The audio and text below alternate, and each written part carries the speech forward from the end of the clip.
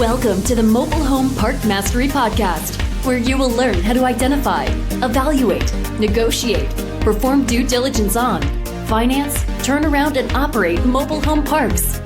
And now, here is your host, the fifth largest mobile home park owner in the United States, Frank Rolfe.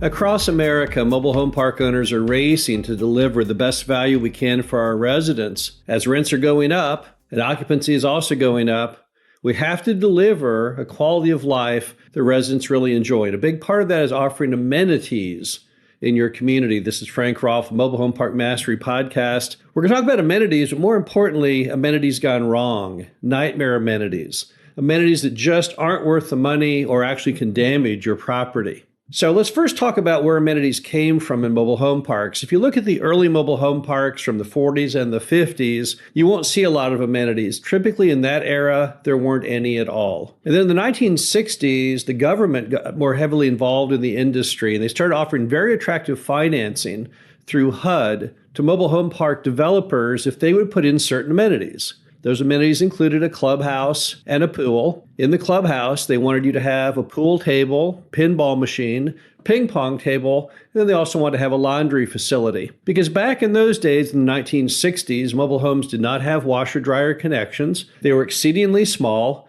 and they wanted a place that people could basically hang out during the day before returning to their homes to go to sleep. Of course, in the modern world, the mobile homes today have washer and dryer connections. They're much more spacious. They have better heating and air conditioning, and no one pretty much has to go to some certain kind of clubhouse to hang out because they can't bear how small their trailer is on the inside. So times have changed dramatically.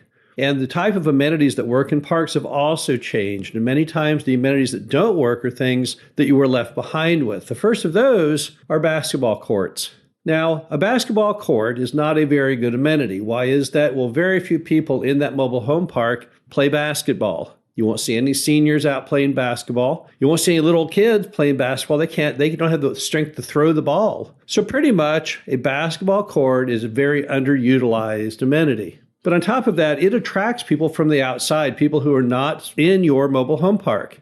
Case in point, one of the first basketball courts I ever had with a mobile home park, there was a huge fight on the basketball court at night, and the police arrived and they arrested a bunch of people, and lo and behold, not one person who was arrested lived in the mobile home park. So I knew then the basketball courts needed to go. I did not need to have basketball courts because they were an amenity that really attracted outsiders and were very little utilized by those who lived in the mobile home park. So basketball court basically is not a very good amenity. Another amenity that we're often left with from the olden days are laundry buildings. Now, the problem with a laundry building is twofold. Number one, the washers and the dryers break down constantly, so it's a nightmare as far as maintenance. You'll never make any money with it. If you take out the repair and maintenance costs on the machines, plus the water and the electricity costs to run them, you're never going to show a penny of profit. But a bigger problem today is, as America is filled with homelessness, often people will choose to try and live or shelter in your laundry building. There are many cases of mobile home park owners who had to tear down their laundry buildings because they had residents actually attacked who went into the laundry building at night while someone was trying to sleep in the building. Since mobile homes have washers and dryers today, there's really no reason to keep those laundry buildings in service. So that, again, is a nightmare amenity and one that you really don't want to have around. Then you have the amenities that can be good for some reasons, such as aesthetically, but that you really need to think about really hard, and those are swimming pools. It was another classic amenity from the 1960s. It does make many parks look more grand, more classy, gives it that country club air. But the problem you have with the swimming pool they are exceedingly expensive to maintain. And in many cases, the swimming pool that you have in the mobile home park is not even legal in its current format. In many areas, a commercial pool must have 2 drains, for example, yet the one in Mom and Pop's mobile home park only has 1. How can it still be in service? Well, Mom and Pop have flown under the radar screen and not ever had anyone walk in and from the health department and audit their pool. But if you were to buy the park, they probably would. And you wouldn't want to operate it anyway if it's not actually completely in conformance with all health and safety. So swimming pools you really have to look at really, really hard. Studies have shown that less than 10% of your mobile home park use a swimming pool.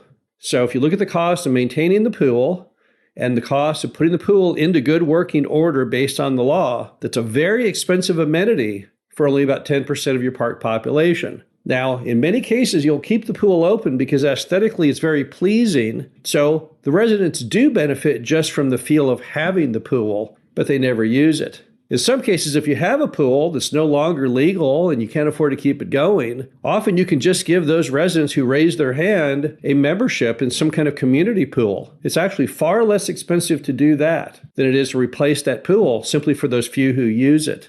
And the modern equivalent to the pool, known as a splash pad, which is an area where you have water spraying, but there's no pool, you don't float. That's an amenity that can be used by people of all ages, with the benefit is you can't drown. And the additional benefit is you don't have many of these same laws regarding how it operates. You don't have to do, for example, water testing in most cases. And there's no way you can drown or fall into it. So swimming pools are an amenity that really are going to be going the way of the buffalo over the years ahead. But if you have one in an area and you think it's a very important focal point, visually, you might maintain it. As far as adding them, I wouldn't. You might put in a splash pad if you really feel the need to have something like that. Let's talk for a minute about playgrounds. Playgrounds are great, and we've installed playgrounds in many of our properties. But if you're going to install a playground, again, don't put it at the front. Put the playground towards the rear. Put it well inside of your mobile home park, because unlike the basketball court, you don't want people coming in from the outside to use your playground. And if you put your playground right out on the street, people driving down the street will see the playground and they'll stop their car and say, hey, let's go to that playground in the mobile home park. It's so convenient. You don't want to be attracting people from outside your property onto your private property onto your mobile home park. It makes no sense at all. So we have nothing against playgrounds, but let's try and keep that playground away from the street. Then you have the dog park. This is a new amenity that some people have started to install in some mobile home parks, but apparently they haven't talked very much to their insurance agent.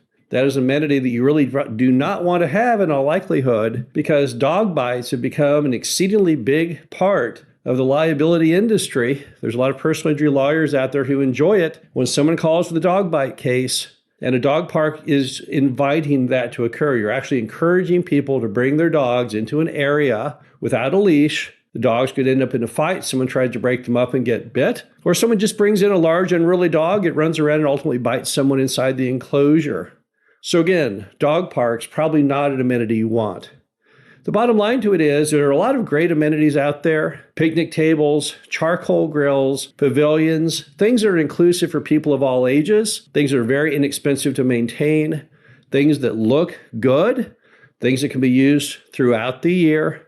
Those amenities are terrific. And there are other amenities which we inherit in many of the older parks, but are still good amenities. Things like playgrounds, even swimming pools. And then you have some amenities which we inherit, which we really probably should not keep around: basketball courts and swimming pools that are not completely safe, and certainly laundry buildings. And then some amenities we're probably best off not even suggesting that we look at including, such as the dog park. But that's not to say we shouldn't try and find an amenity for every piece of the common space in the property. As rents continue to escalate with mobile home parks nationwide, we've got to continue to deliver value, because value is what makes people pay those higher rents still with a smile on their face. And we want our customers to feel like they get a really good value for their dollar. So let's keep building those amenities. Let's just try and build them a little smarter. This is Frank Roth, Mobile Home Park Mastery Podcast. Hope you enjoyed this. Talk to you again sooner. Thank you for listening to the Mobile Home Park Mastery Podcast. Be sure to visit us at mhpmastery.com to subscribe to the show, read our show transcriptions, and access all of our great information on mobile home park investing.